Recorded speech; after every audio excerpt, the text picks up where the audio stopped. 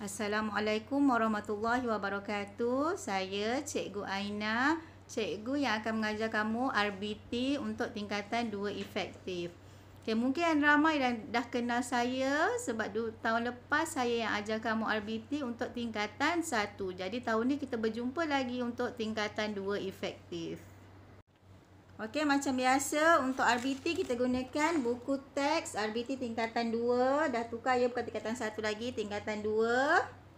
Okey, kamu memang belum dapat buku teks, jadi kamu boleh download buku teks digital daripada link yang saya telah kongsi dalam grup kamu.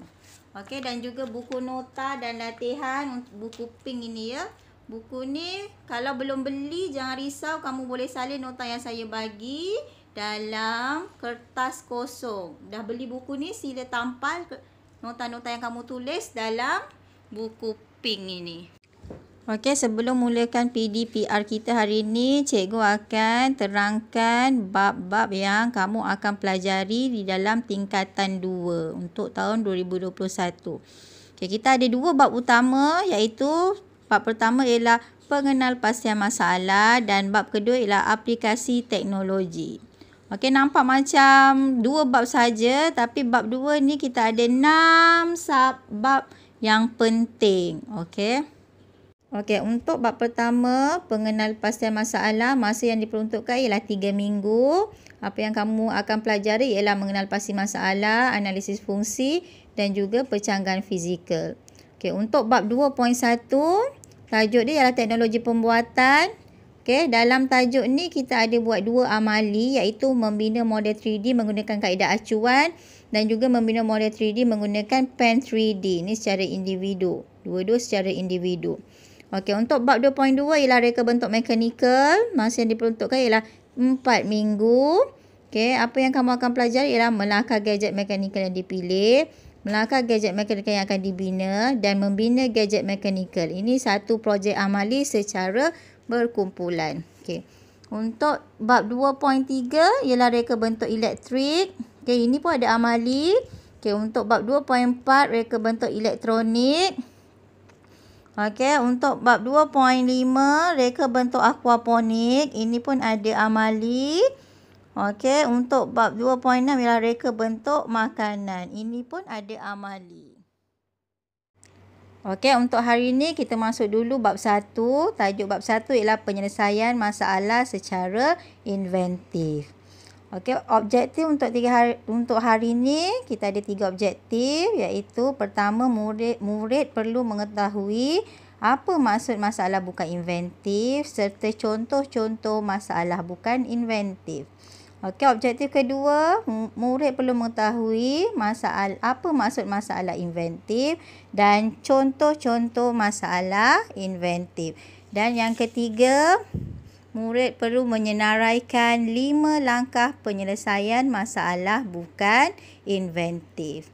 Okey, kita tengok dulu apa maksud masalah bukan inventif.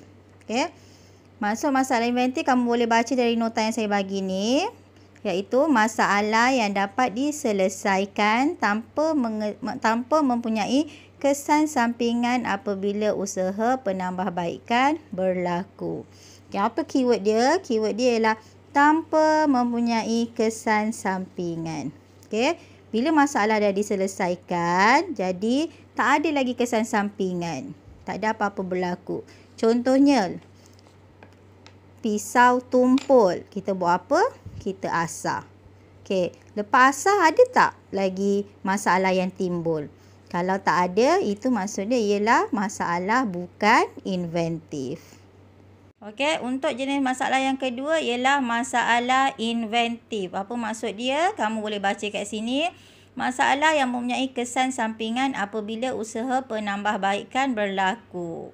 Okey, keyword dia ialah dia ada kesan sampingan. Bila kita dah selesaikan, dia ada kesan sampingan. Okey, apa contoh dia? Contohnya, kaki meja kayu yang patah diganti dengan kaki besi. Masalah yang timbul, meja menjadi berat. Okey, bila ada masalah lain yang timbul, jadi kamu kena fikirkan lagi penyelesaian masalah. Untuk menyelesaikan masalah, meja menjadi berat itu. Okey, itulah maksud masalah inventif. Okey, untuk subtopik 1.12, proses menyelesaikan masalah bukan inventif. Okay, macam mana nak selesaikan masalah bukan inventif ni? Tadi kita tahu masalah bukan inventif ialah masalah dapat diselesaikan tanpa ada kesan sampingan. Okay. Jadi macam mana nak selesaikan masalah ni? Okay, kita ada 5 langkah penyelesaian masalah untuk menyelesaikan masalah bukan inventif. Okey, yang pertama, langkah pertama ialah mengenal pasti masalah. Okay, kita ambil satu contoh ya. Contohnya pisau tumpul diasah tadi. Okey, masalah dia apa? Masalahnya ialah pisau tumpul. Okay. Apa nak buat kalau pisau tumpul? Jadi kita senaraikan pilihan yang boleh selesaikan masalah pisau tumpul. Okey, pertama mungkin kita boleh pinjam jiran. Okey, pinjam jiran.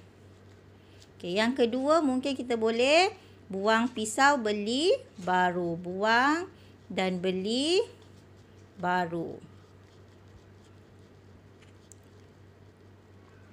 Okey, yang ketiga mungkin kita boleh asah pisau. Okey, dah senaraikan pilihan yang ada untuk selesaikan masalah pisau tumpul. Antara tiga-tiga ni kita kena buat pilihan yang terbaik. Fikirlah, kalau kita pinjam jiran ni, jiran nak bagi ke? Takkan tengah-tengah malam kita nak pergi pinjam pisau jiran. Lama-lama jiran pun naik menyampah. Jadi kita cancel pinjam jiran. Okey. Untuk pilihan kedua, buang dan beli baru. Takkanlah setiap kali pisau tumpul kita buang, beli baru. Pisau tumpul buang, kita beli baru. Okey, dah membazir. Okey, mungkin kita boleh cancel. Okey. Pilihan ketiga ialah asah pisau. Bila pisau diasah, pisau akan tajam. Jadi, ini lebih baik. Pilihan selesaikan masalah ini lebih baik. Jadi, kita membuat pilihan mengasah pisau. Asah pisau. Okey, jadi kita laksanakanlah pilihan tu. Kita asah pisau. Okey, last sekali, langkah kelima ialah kita perlu menilai. Berjaya tak lepas asah pisau tu? Berjaya tak pisau tu tumpul ke? Ataupun dah jadi tajam? Boleh tak siang ikan? Okey, cukup setakat itu saja untuk hari ini. Jadi, apa yang kamu dah belajar hari ini ialah maksud masalah bukan inventif serta apa beza dia dengan masalah inventif, contoh-contoh masalah bukan inventif serta contoh-contoh masalah inventif. Dan yang seterusnya kamu dah tahu 5 langkah penyelesaian masalah bukan inventif. Okey, jadi untuk tugasan hari ini, kamu perlu salin semula nota yang saya bagi ni di dalam buku nota warna pink. Yang belum ada buku nota, sila salin di dalam kertas. Kemudian bila dah ada buku, tampal. Okey? Kita berjumpa lagi di PDPR untuk akan datang.